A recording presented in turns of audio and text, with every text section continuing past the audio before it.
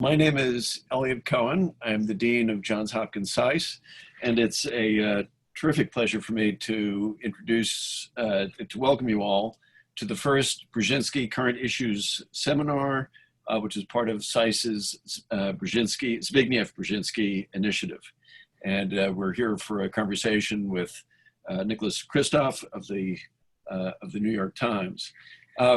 I want to say just a few words about the Brzezinski Initiative, of course, named after Zbigniew Brzezinski, who towards the end of his career was a distinguished professor of American foreign policy right here at SAIS.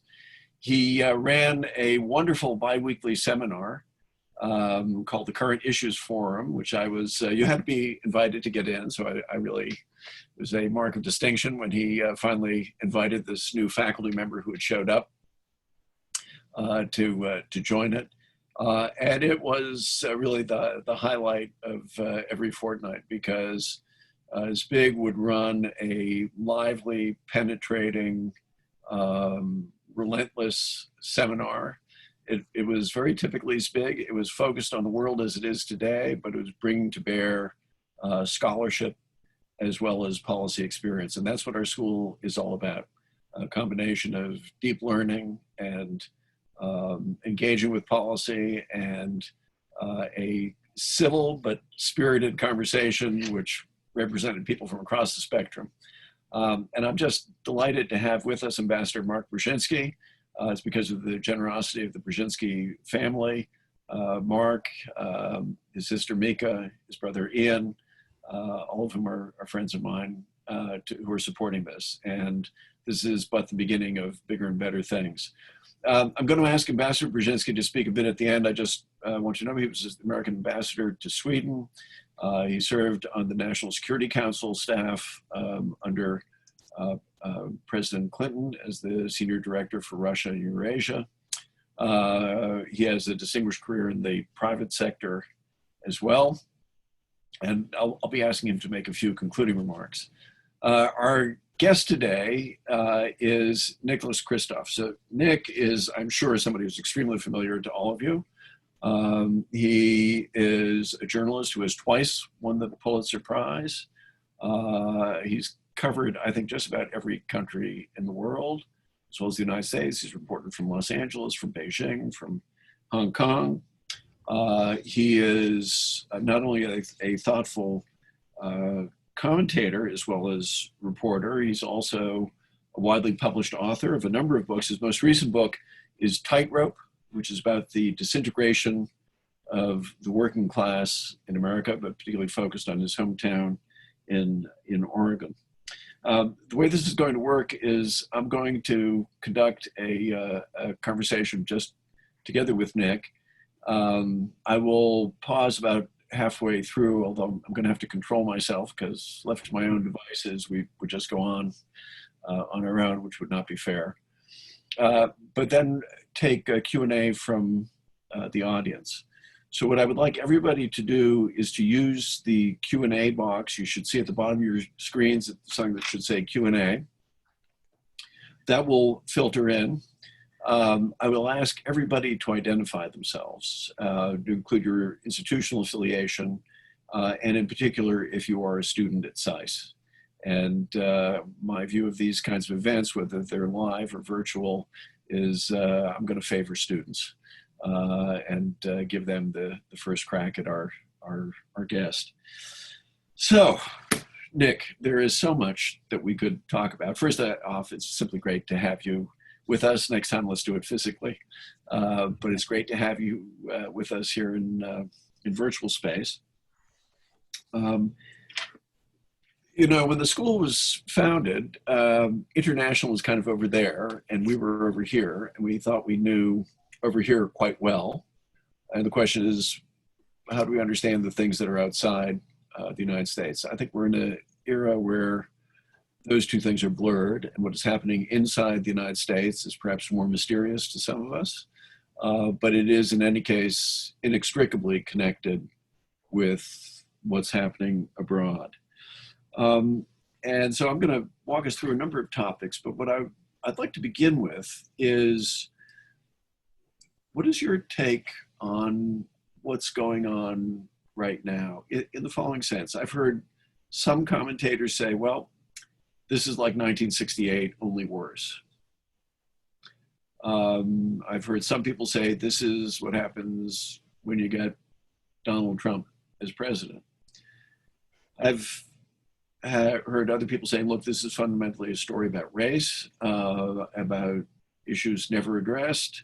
It's the same old story and nothing really is changing about it. And other people say it's a series of contingent events compounded by coronavirus, and there's nothing you can do about that.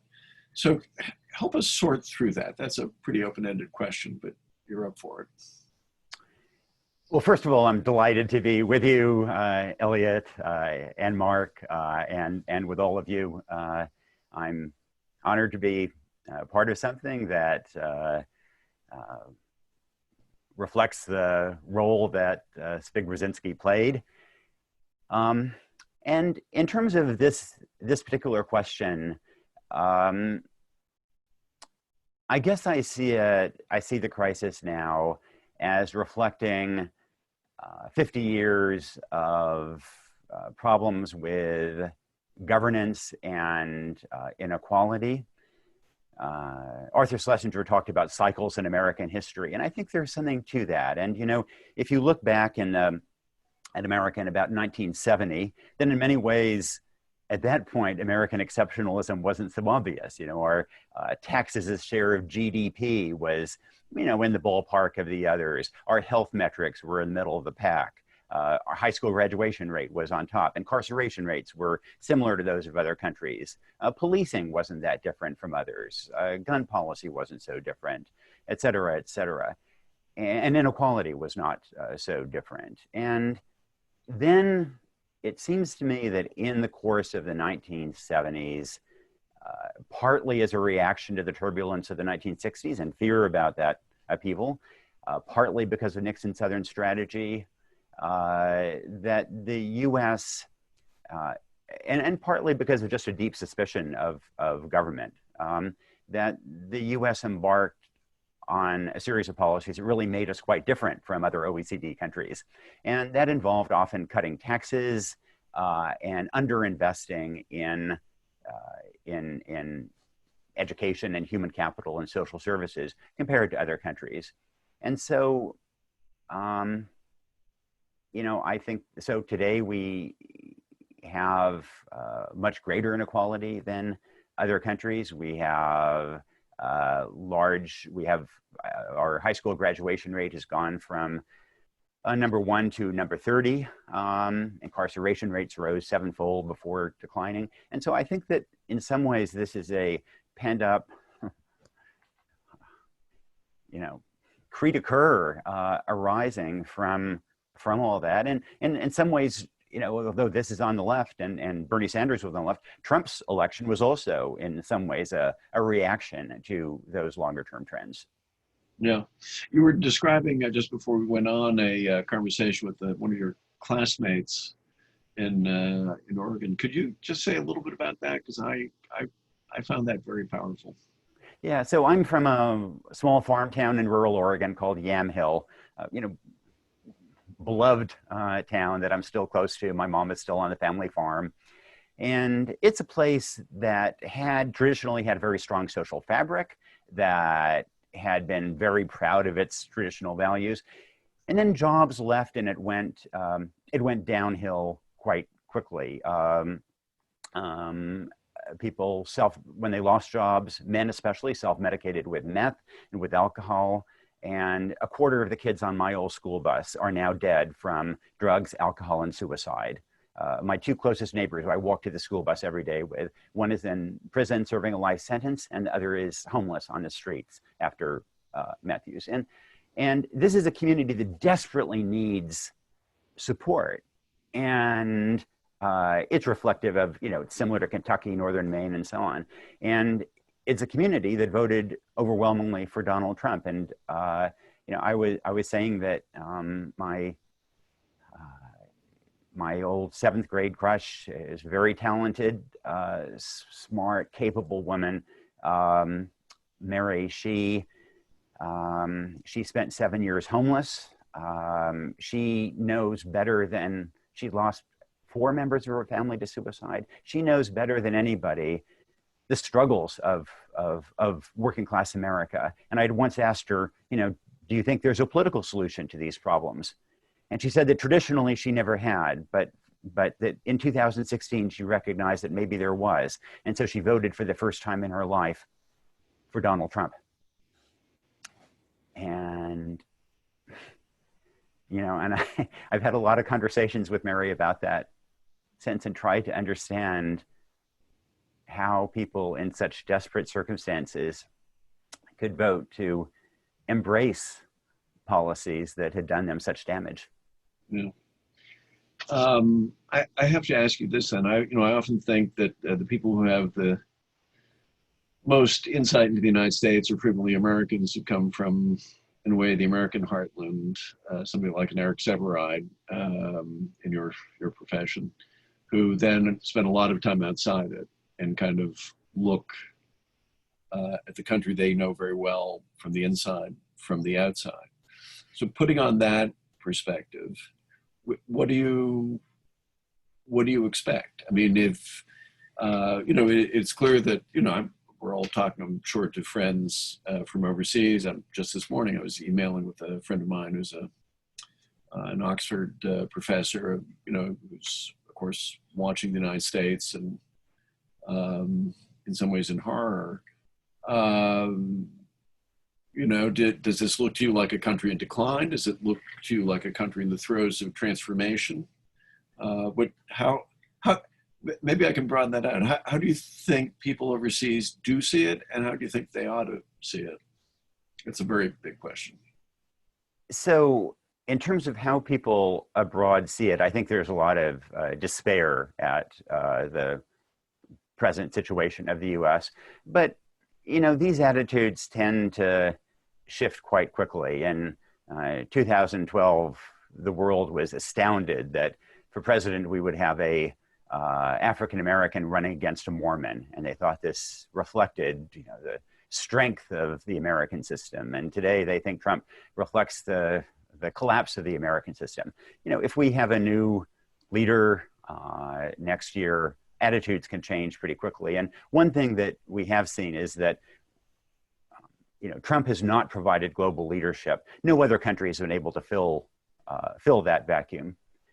In terms of what to expect from the heartland, I think that there is a potential turning point here. And I mentioned that Schlesinger talked about cycles in American history. If you think about that long cycle of cutting taxes and cutting investments in Americans, you can argue that reached its apex in Kansas under Governor Sam Brownback. And schools, as a result, were so hurt by those cutbacks that Kansas Republicans rebelled and said, tax us more. And I wonder if that may not be remembered as a turning point. Likewise, I see states like Idaho and Utah expanding Medicaid. I think that the coronavirus can be a part of that. In a time of chronic disease, I think there's somewhat less concern about those who don't get access to health care or who don't get paid sick leave. In a time of infectious disease, suddenly everybody is concerned about people getting access, getting paid sick leave. And I also just see in places like Yamhill, there has been, I think often in the US, investments in social services and in education were heavily racialized. That has been much harder to do as members of the white working class have been hit hard by these kinds of issues. And we've seen a change in the framing of things like drugs. We don't talk about junkies anymore. We talk about people in need of treatment. And, this is a double standard, it's hypocritical, but it may also be a step toward getting a more compassionate and evidence-based approach to dealing with some of these problems. Yeah. My old mentor, Sam Huntington, also believed that there was a kind of a cyclical quality to this, and particularly the way he framed it was that you'd get these periods of creedal passion, where the American creed would somehow sort of surface and people would be engaged in this in a kind of a tumultuous effort to align the country with what they conceive to be the values. And of course, they're frequently conflicting. Let me move to something a little bit different, although I want to come back. And, I do think one of the things that's remarkable about your career as a journalist is that you've covered both the United States and, like I said, just about every other place on the planet. But you've particularly covered China. You were in Beijing, you were in Hong Kong. You've written a lot about China. There was a remarkable piece recently by Orville Schell, another member of your profession, who I think it's fair to say, for most of his career was a passionate advocate of American engagement with China. And this article in The Wire, which is it's a website, I guess, dealing with China, says something. If you'll forgive me, what I want to do is just read an excerpt of it and then get your reaction. And he said that basically the failure of engagement was not due to a lack of US strategic thinking, diplomatic effort, or willingness to be flexible. Engagement failed because of the CCP's, Chinese Communist Party's, deep ambivalence about the way engaging in a truly meaningful way might lead to demands for more reform and change and its ultimate demise. And it concludes on a really pessimistic note about, and again, last quote, Beijing's inability to reform, evolve, and make the bilateral relationship more reciprocal, open, and level, and that finally rendered the policy inoperable. It's this pretty stunning, I think that's a pretty stunning remark from somebody who is, I think, appropriately identified as an advocate for close and friendly relations with China. So what do you make of Schell's argument? What do you make of Sino-American relations? Where do you think that will all go?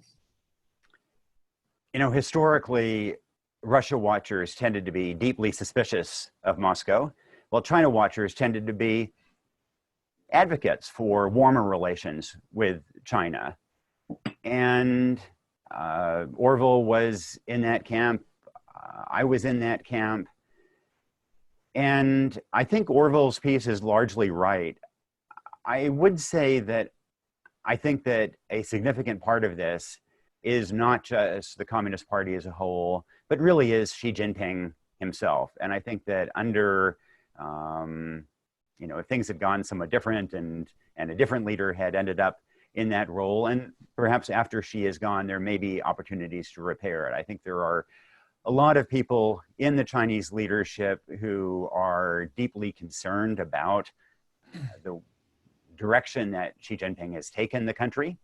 One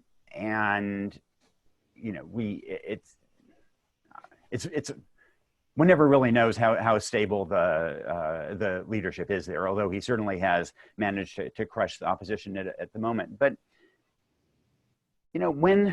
during the period of Jiang Zemin, it was easy to see this trend where there was going to be increasing freedom, where the WTO people thought was going to change China.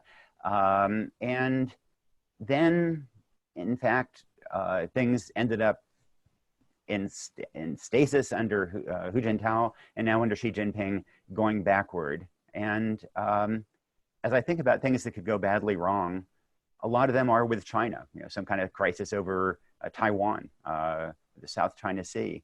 And I think it complicates it that President Trump is now trying to run against Xi Jinping in the November election. So I tend to share the view that relations are probably going to get worse, that it's going to be difficult to cooperate, even on issues like a pandemic, climate change. I mean, issues that we have so much common interest in addressing.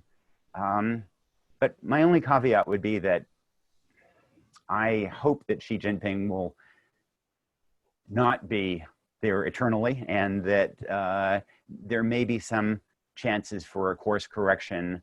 The other thing we haven't talked is, nationalism. Nationalism is clearly growing in China, and I think that the Communist Party used it as a new glue for the country when ideology was fading. And that glue worked to some degree, but it has now constrained the leaders themselves. And in 2001, of course, this American spy plane was shot down over Hainan Island, and Jiang Zemin returned the U.S. Servicemen on the plane. If that were to happen again, there would be such anger in the Chinese population that I think it would be, any Chinese leader would be quite constrained about things they could do to repair the damage from some kind of incident like that. Do you think we should read the, what looks, at least to somebody who's not an expert, as a really a major move by the Chinese to assert complete control over Hong Kong as a, something that really is indicative of the way the winds are blowing? Yeah, I do. I think that it's a little unclear how far they will take that in Hong Kong, but it's clearly a reflection of the way the winds are blowing, the lack of concern for international opinion, the primacy on security interests. And one of the more troubling elements of that is what it says about Taiwan. So in the past, China was holding up Hong Kong as an example of how one country, two systems can work. And the message to Taiwan was, we can do a deal and you can end up just like Hong Kong. And that was one reason for restraint from Beijing vis-a-vis Hong Kong. Now, to the extent that Beijing seems to have given up on that restraint and given up on the model of one country, two systems in any meaningful way, that suggests that they no longer really foresee a way of luring Taiwan back under some kind of a vague umbrella. And that's troubling for what it might suggest about how Beijing might react to Taiwan.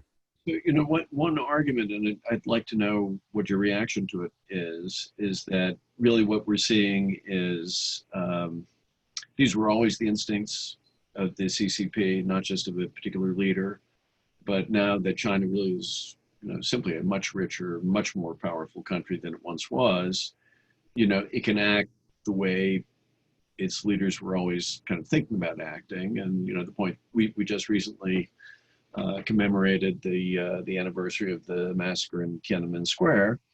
And that was Deng Xiaoping, right, the reformer. So is that an argument that makes sense to you?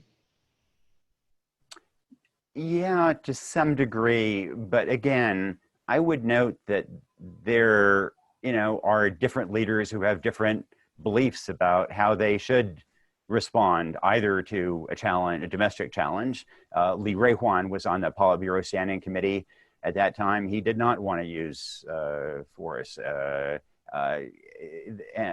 Ziyang did not want to use violence against the protesters. And I do think that in previous years, you saw some resistance from the foreign ministry, from people like Dai Bingguo also, toward these kind of, these tough measures toward people trying to preserve the US-China relationship. And now they seem to have been trying to decide the foreign ministry is getting some tougher voices. And in any case, I think the foreign ministry in China is many ways marginalized, is seen as soft on the US, somewhat mocked within the Chinese leadership circles for being these kind of overeducated wimps who don't take seriously their country's national interest. And by the way, but yeah. Yeah, there is some parallel there, but I do think that there are real voices in the Chinese leadership who have been wary about being so assertive, and who worry about the consequences for trade, for China's image, for its long-term projection of soft power, and I think some of this really is just Xi Jinping. So there's just one large topic before I turn to the Q&A. One of the things I've always admired your writing, Nick. I really have. But one of the things I've particularly admired about it and about you is in an increasingly polarized time, you're somebody who really does believe in viewpoint diversity. And you'll listen to people who are more conservative than you are. I think that includes me, probably. Absolutely. And be really committed to civil kind of education. I don't want to beat up on the New York Times, but I mean, it is very striking, of course, that you just had some considerable turmoil there over the decision to run an op-ed by Senator Tom Cotton. And I don't want to ask you to comment on the particular decision or the personalities involved. That's not really the point. But I could reflect more broadly using that as a launching pad. I mean, because we could start with, should the Times have run that? What kind of obligation do institutions like the New York Times, or for that matter, academic institutions, I suppose, have to be very open to views that some people, perhaps most people, perhaps most of us would find, some cases even abhorrent. I mean, how do we maintain civil discourse? I mean, something I think about a lot as a dean, but I'm sure you must think about it a lot. I know you think a lot about it as a journalist as well. Yeah, absolutely. And I've wrestled with this issue vis-a-vis the Tom Cotton op-ed, and kind of more broadly. My fundamental view is that opinion pages should frankly have more conservative views, not fewer. To the extent that many of our readers are liberal, I think that it's important for them to encounter the views of my old neighbors in Yam Hill, for example. And I think in the left there tends to be an intellectual curiosity about religion in Afghanistan or Iran, but less intellectual curiosity sometimes about the role of faith in parts of America. And to this day, I think that a lot of liberal Americans don't appreciate the arguments about freedom of religion that very, very much animate the religious right, but that on the left people just are completely unfamiliar with. So in general, I think we should have more voices from the right to challenge us. But having said that, I also think there are limits in what those should be, and that becomes the nub of this. Obviously, we get the Times or any op-ed page gets far, far more pieces than we can run. So the argument for running the Tom Cotton piece is, look, here's a prominent senator. He could be defense secretary a week from now. And he reflects a point of view that is certainly held by many, many Americans. And we should grapple with that. And also, the same day that his piece came out, I had one arguing exactly the opposite, that we should not send troops into the streets. And, I tend to think that the arguments on the other side, on my side, were so manifestly superior to his that we would win in the marketplace of ideas. But having said that, there are, to the extent we do get so many more pieces coming in than we can run, there are ideas that I do think we should be really wary, arguments we should be wary of. And for example, you think about anti-vaxxer arguments. This is a view that is held by many, many, many Americans, that President Trump has, to some degree, endorsed, that Ben Carson, doctor, has also, to some degree, partially endorsed. And yet, I would not be in favor of running an anti-vaxxer op-ed, because I feel that fundamentally the result would be more dead kids. There are a lot of protesters out there who think that peaceful protest doesn't work. The only way to get the system's attention is to kidnap some cops, burn down some police stations. I think it would be a mistake to run an op-ed saying that, because I fear the result would be more violence in the streets. And I kind of think that the same is true of the Tom Cotton op-ed. I worry that, that it's not a smart, coherent idea.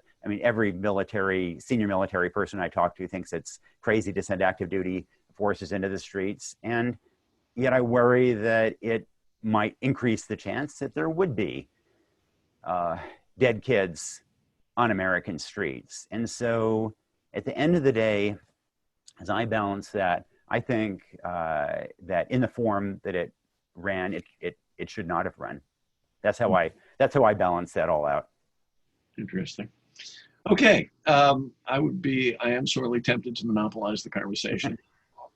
The Q&A board is open. Again, I really want to ask, people are putting in questions. Tell us please what your institutional affiliation is, and your full name, not just a pseudonym. And I'm just going to begin throwing some of these questions to you, Nick. Let's see.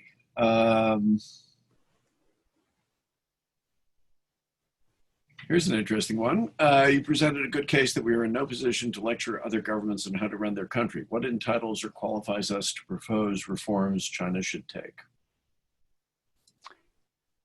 So I think that on issues of, there are two kinds of questions there. There one are sort of bilateral or multilateral questions of mutual webs of obligations, like trade or like security interests. And certainly it's in our interest and the world's interest to get China to buy into questions of open navigation, et cetera. But there's also, the human rights issue. And one of the things that most troubles me about China's behavior today is the idea that they have 1 million Uyghurs and other ethnic minorities imprisoned in Xinjiang, essentially for being Muslim. It's probably the largest internment of people based on ethnicity or religion since the Holocaust. And I think we do have an obligation to speak out on issues like that. There is this challenge of being direct and speaking up about some issues while also engaging on others. And I think often the U.S. has tried to, has wanted to kind of send a message that we are going to isolate people or refuse to engage. And I think that's a mistake. I think that, we should be engaging North Korea, which violates human rights more obviously than any country in the world. I think that trying to isolate Cuba was probably a gift to Castro. But I think we can interact with countries and try to find some common ground, like climate change, like public health, at the same time that we do not bite our tongue on issues of human rights, and even if it doesn't involve an ethnicity. The one-child policy in China was, I think, a colossal violation of human rights in China. And I also think it was a mistake from China's own policy point of view. And I think that was something we should have spoken up about, and to some degree did. I guess the larger question is, given the United States' own manifest flaws, should that inhibit American leaders from speaking out about other countries' flaws? I think that's the kind of question. Yeah, so I don't think it should, but I think we need to do it with some humility. And I also welcome other countries speaking up about the inequities, including racial inequities in this country. So I think it's sometimes helpful when foreign countries raise issues of our criminal justice system. So I'd rather have all countries speaking up about violations in other countries, which we can often see more clearly than those in our own country. So I'd say it's not it's, that we don't have to have a completely clean house in order to speak up about issues abroad, but does it require greater humility than the United States often shows? Absolutely. Does it sometimes convey arrogance? Absolutely, and that's a risk that we should guard against. A question from Jennifer Conrad, a recent graduate. How do people like your classmate Mary assess Trump's presidency so far? Do you think they perceive any improvement in their lives? So, respecting Nixon's law and order slogan. Yeah, so I think that there are two things that they reacted to very positively. One was the appointment of conservative judges, and that they thought he really delivered on. And the other was, until early this year, the economy. And when I raised, issues of Trump's personal behavior or his tweets, they tended to nod, and they thought, yes, that this was problematic. But they kept coming back with, the economy is just doing great. And that truly was the case. Now, to the extent that the economy has collapsed, I think that it seems to me that is a much, much greater challenge to the question of whether Mary would ever vote for Trump again than questions of Russia ties, questions of dumb tweets, questions of personal conduct. I think the economy is absolutely crucial to voter attitudes towards him in places like Yamhill. And to that extent, I think he's in real trouble. Question from Nikhil Patel, who's one of Zbig's former assistants. Dr. Brzezinski felt strongly that a democratic global power like the US requires a citizenry better informed about the world, or it would succumb to demagogy. What can we do to enable the American public to be better stewards of American foreign policy? So I believe that it's really important to get more Americans out and living in other countries for a while. I think the idea that we have American college students study a language in a classroom in the US is kind of crazy. And it's so much better off to encourage semesters abroad, years abroad, gap years, have people go off and get a job in Cambodia or Bolivia, wherever it may be. And it struck me in the run up to the Iraq War that the people who were most likely to understand how viscerally Iraqis would object to the American invasion were those who had lived abroad. And even if it was in a place like South America, they still understood the way people tend to view the US through this prism of suspicion that was very much how Iraqis viewed the US. And so I think that at a time when the world is so internationalized, I completely agree with Dr. Brzezinski, but I would emphasize that one way to get that education is not just about reading textbooks. It's a lot about imbibing a foreign culture and seeing how the U.S. is viewed by foreign peoples. I'm going to bundle together two China-related questions, one from my colleague Andy Murtha, and another from Joshua Cartwright, who's a current Sice student.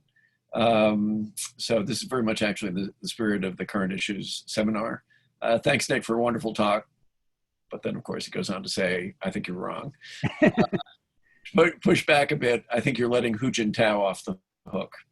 And that while I agree that Xi Jinping made it a centerpiece of his rule to roll back many of the reforms of his predecessors, that process began as early as 2006. And then do you think it was Hu's ineffectiveness or deliberate policy to pivot China away from what was an era of openness and even, comparatively speaking, political liberalism. And I want to bundle that with Josh's question. He says, given that the CCP has always maintained party leadership as the #1 priority, what led so many China watchers to believe that the country had the potential for real political reform to begin with? So on the first, I think that's entirely fair to make the point that Hu Jintao was already, was a profound problem, just not as much of a problem as Xi Jinping later proved to be. And when one thinks of the leaders in the 80s and 90s, then it was an incredible disappointment to see Hu Jintao and Xi Jinping. On the larger question of why people misjudge the course of China, and I include myself in that. So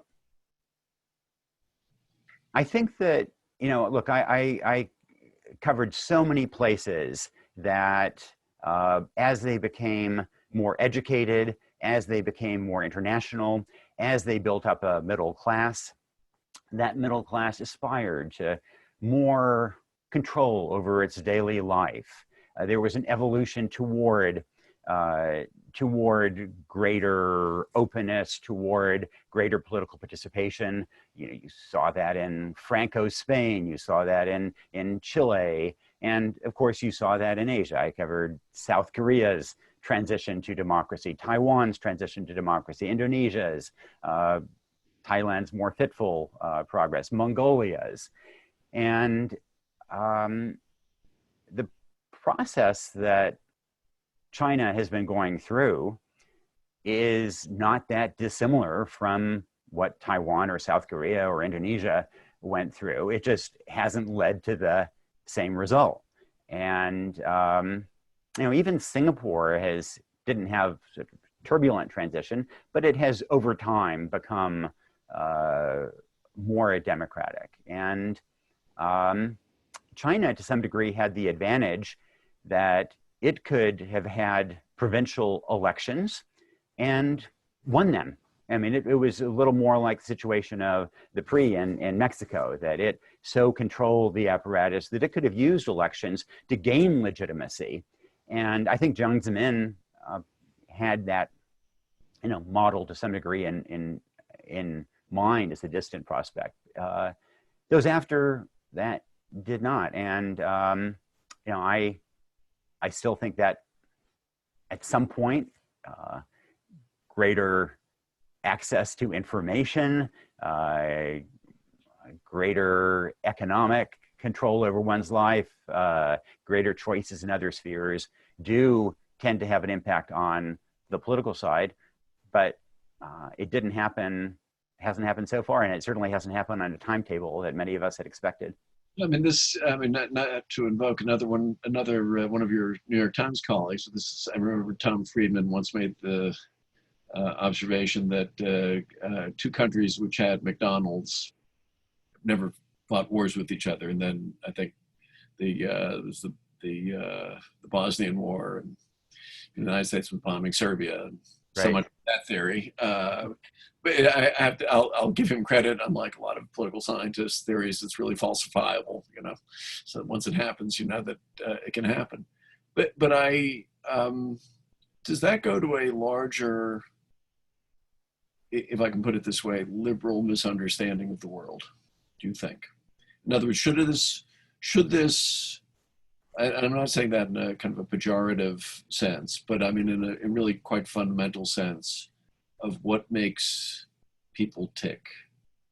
That George Orwell wrote about this, as I'm sure you know, in a very famous essay just before World War II, where he says socialism and even capitalism in a more grudging way say, we promise you a nice time.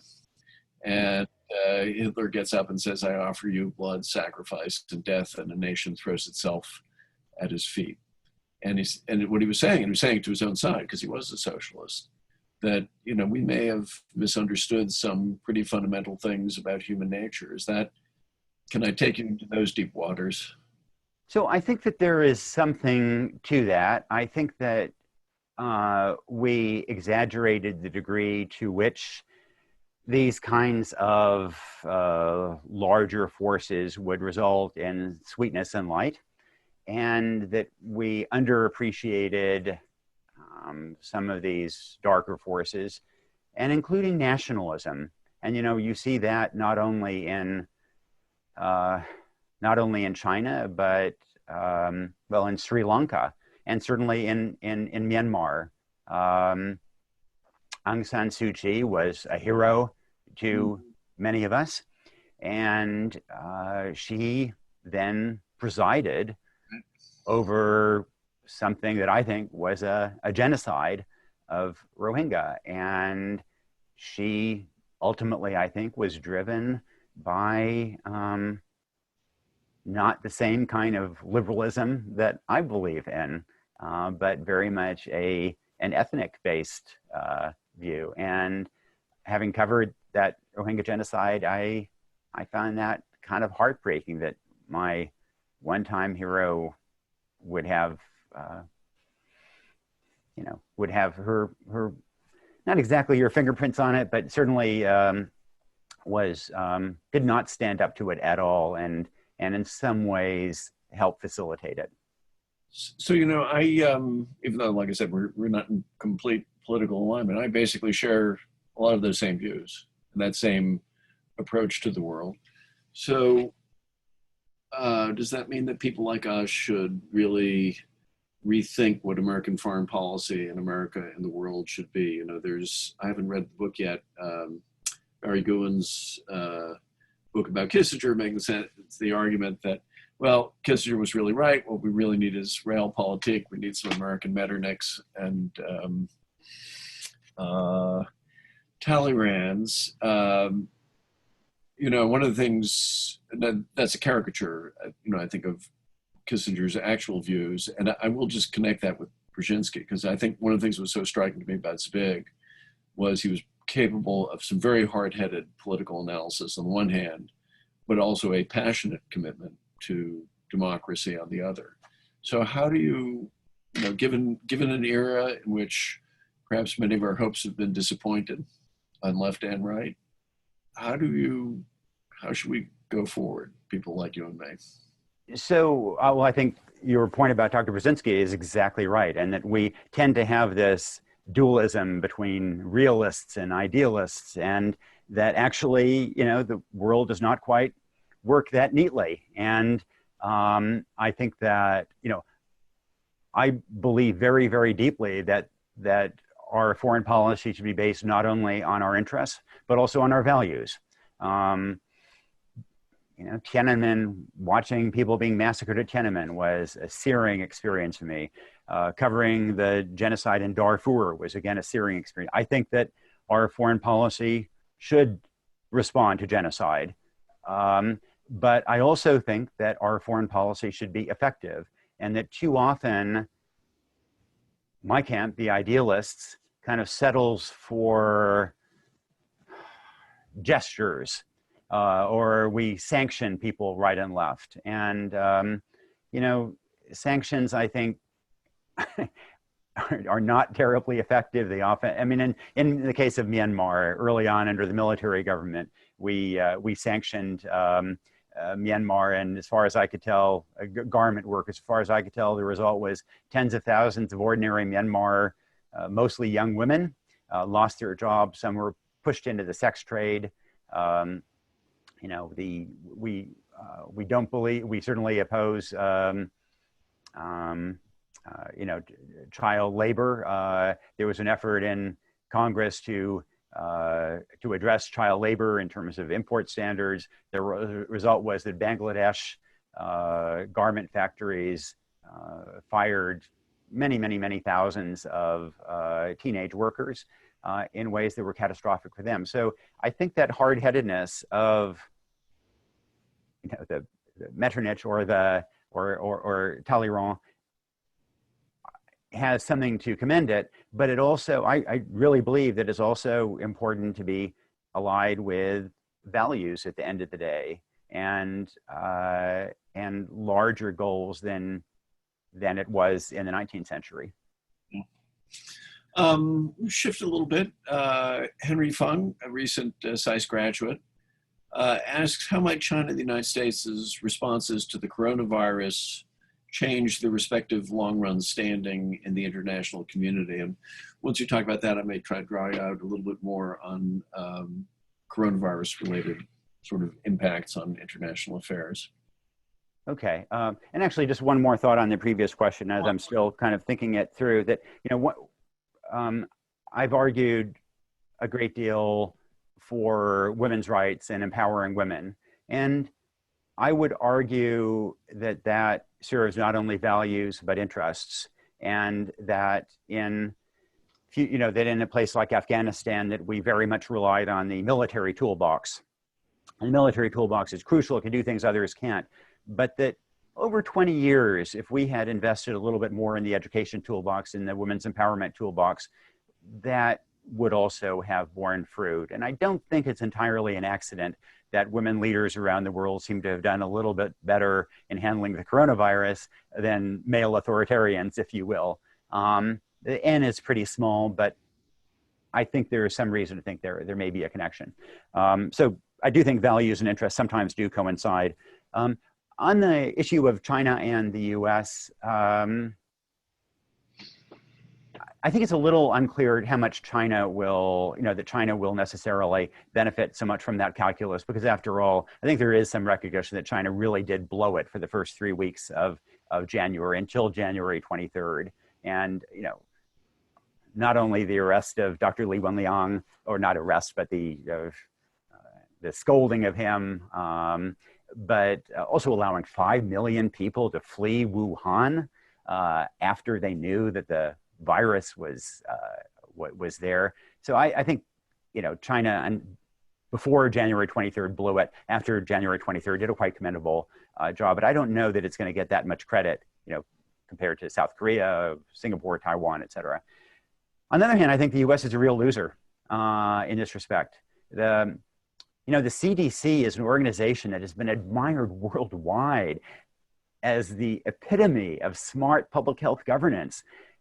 When Africa wanted to set up a public health organization, it called it the CDC. When China set up its public health organization, it called it the CDC. The CDC has been the Mount Olympus in the public health world.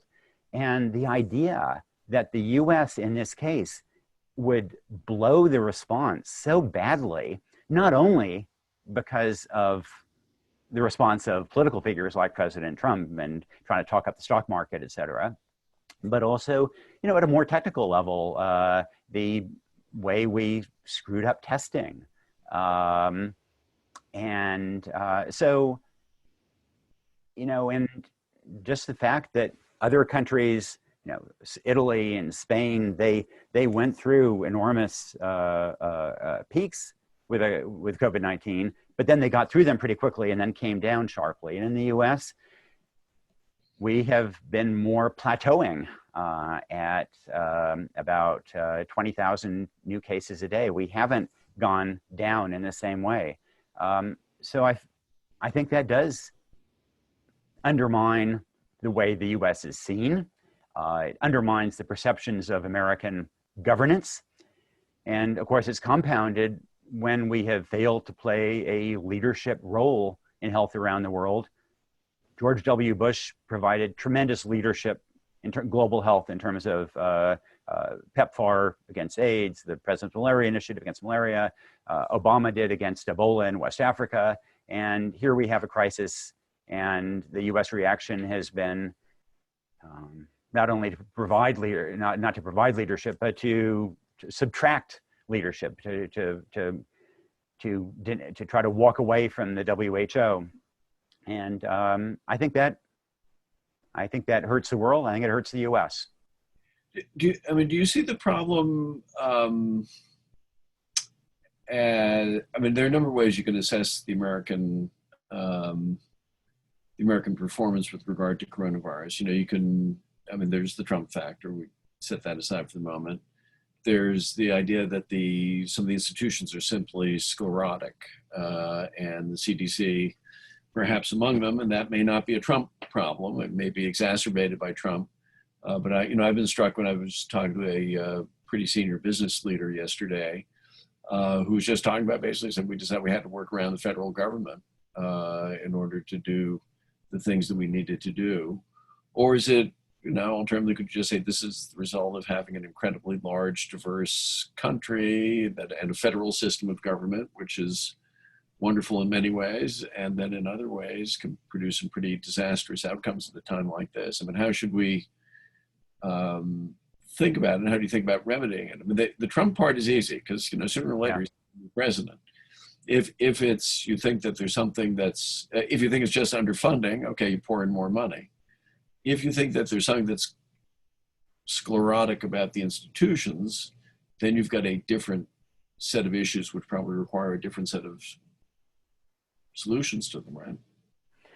So I don't think it's anything inevitable about U.S. governance. I mean, you have states like Washington State that responded with alacrity and effectiveness in partnership between the government and between city and state government and the private sector. And the result was a ton of lives saved in Washington State.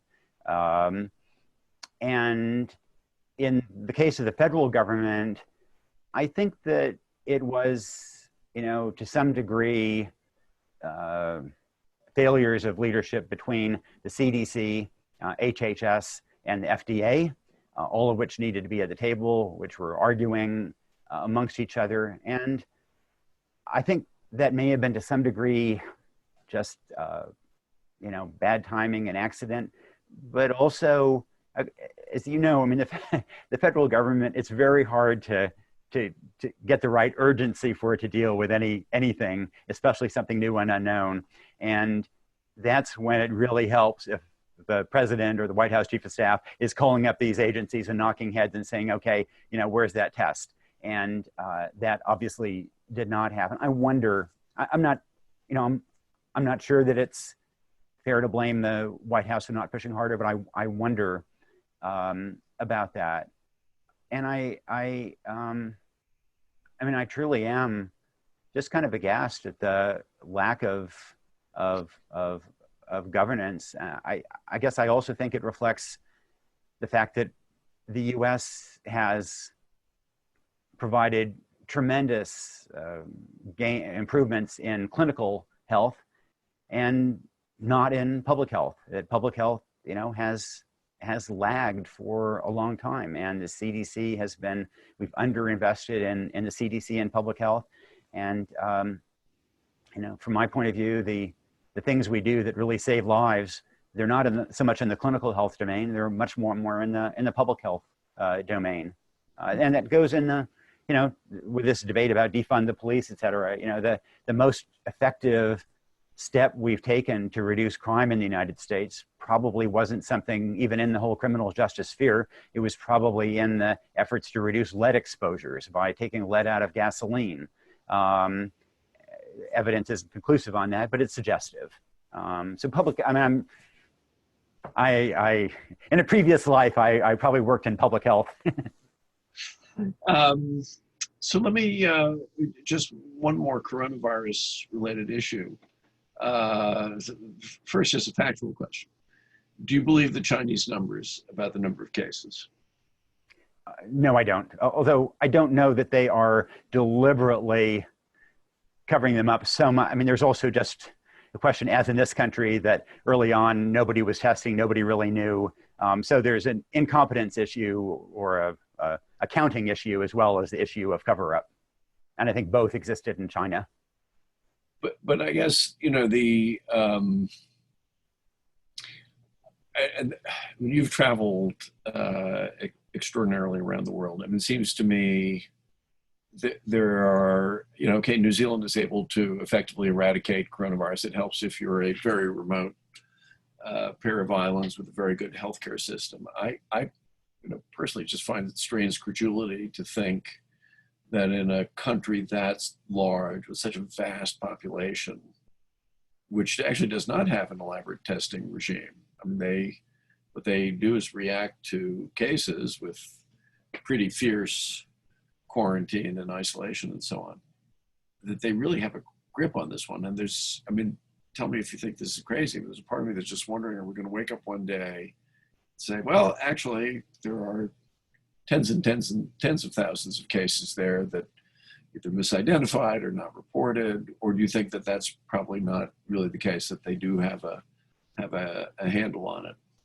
No, today I think they do have a handle on it. Today I think the numbers were miscounted early on. Today I think the numbers are, there may be there's always a problem of false reporting from the locality to the center in Beijing. But in general, I think the numbers now are reliable. And when they take these really, really strict measures, then the R0 does just plunge. And so I think that, that is effective. We've seen that in Europe, much more limited measures were also able to lower R0 very dramatically. So it seems to me plausible that China that it was able to do what it did. Is that sustainable as it revives its economy, as it resumes international connections? I don't know, and I think none of us have a sense of where this goes. Let me ask one last big question, pulling together a number of things here, and then we'll hand things over to Ambassador Brzezinski. You said earlier on, this is a common observation, the first really big crisis of this kind where the United States does not lead, has chosen not to lead. And you can certainly make the case the United States has chosen now not to lead on a number of issues, or has been extremely ineffective at leading. It's also pretty clear that the Chinese can't fill that void for a whole bunch of reasons, including perhaps their own inclinations. So where does that leave us? I mean, do you think things snap back? Let's say Vice President Biden is elected president, which probably is more likely than not, I suppose, although who really knows? Do things sort of snap back and America, perhaps chastened, reverts to some kind of leadership role? Or are we entering really a very different era of international politics? What was it that Yogi Berra said about, the predictions are tough, especially about the future? I think that it's at least plausible that there can be a snapback. And I say that because in the past, there had been quite deep resentments about America's leadership, and lots of countries sort of rolled their eyes or gnashed their teeth about America being the world's policeman, or always trying to, boss others at international meetings, et cetera, conventions. And I think that now, as Europe has shown that it cannot lead, that other parts of the world show themselves likewise incapable, there is perhaps a recognition that the US really does play some kind of an indispensable role in issues like health, like trade, like climate, that nobody else can fill. And if Joe Biden is elected in November, I think that may be something of a gift to him that does create a certain sigh of relief in many capitals around the world that America is in the business of leadership again. It may also do something of the same domestically. As I said, I think many of the people in my hometown who voted for Trump, they put their economic hopes in him. I think as the economy collapses, they are more likely to see him as a charlatan. And it's possible that we may see something like what we saw in 1974 with in the post-Nixon period, with a kind of an embrace of reform and change. The coronavirus may accelerate that. I still have rays of hope that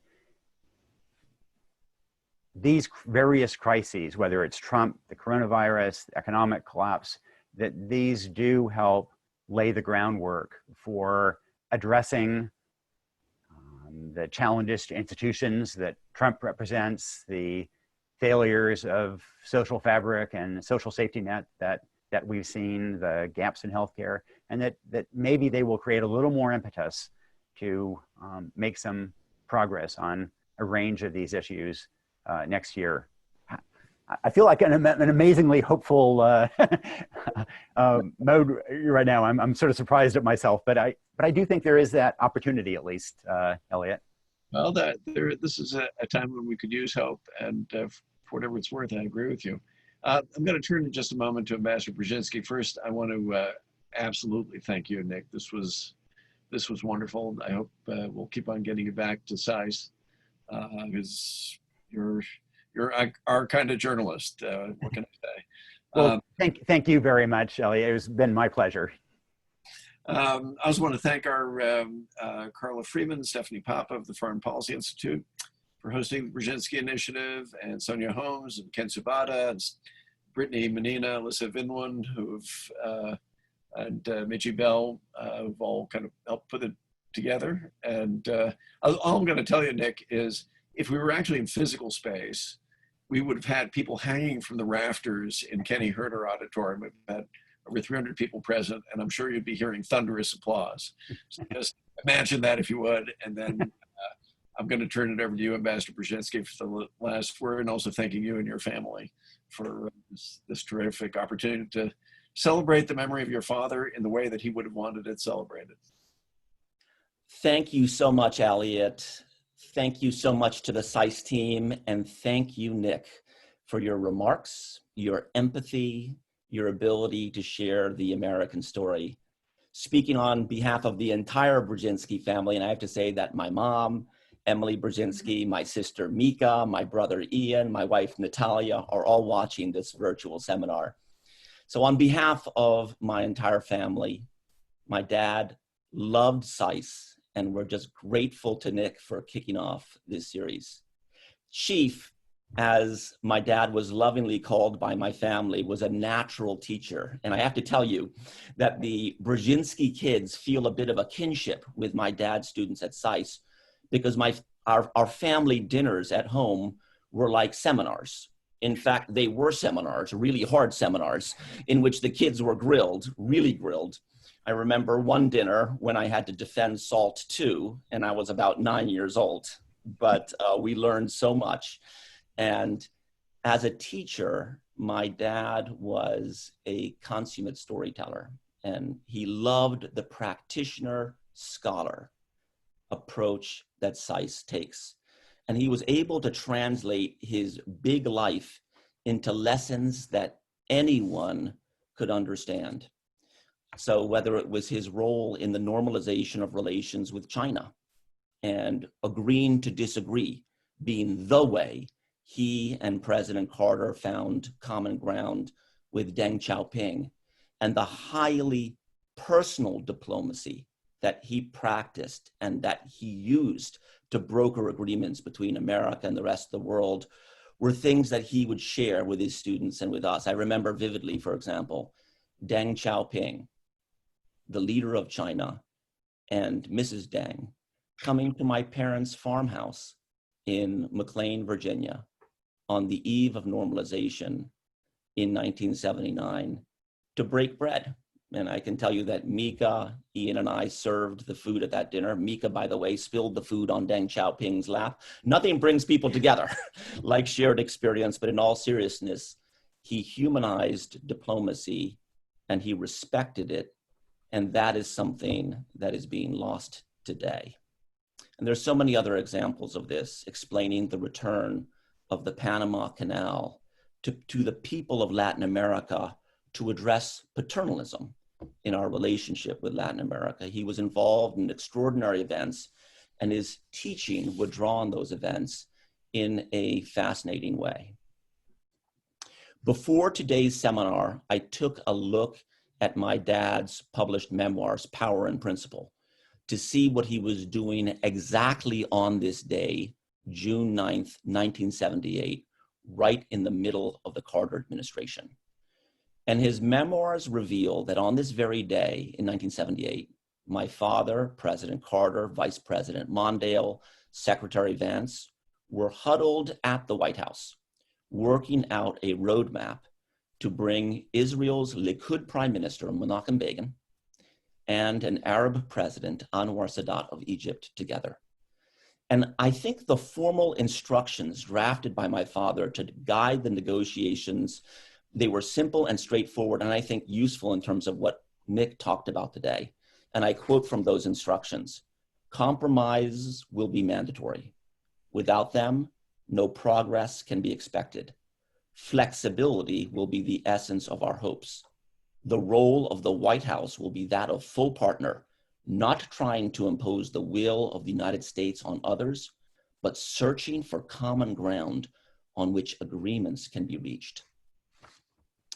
The result of this, as everyone knows, was the Camp David Accords, which laid the groundwork for the Egyptian-Israeli peace treaty, the first agreement ever between an Arab state and Israel, and the longest lasting peace agreement in the history of the Middle East.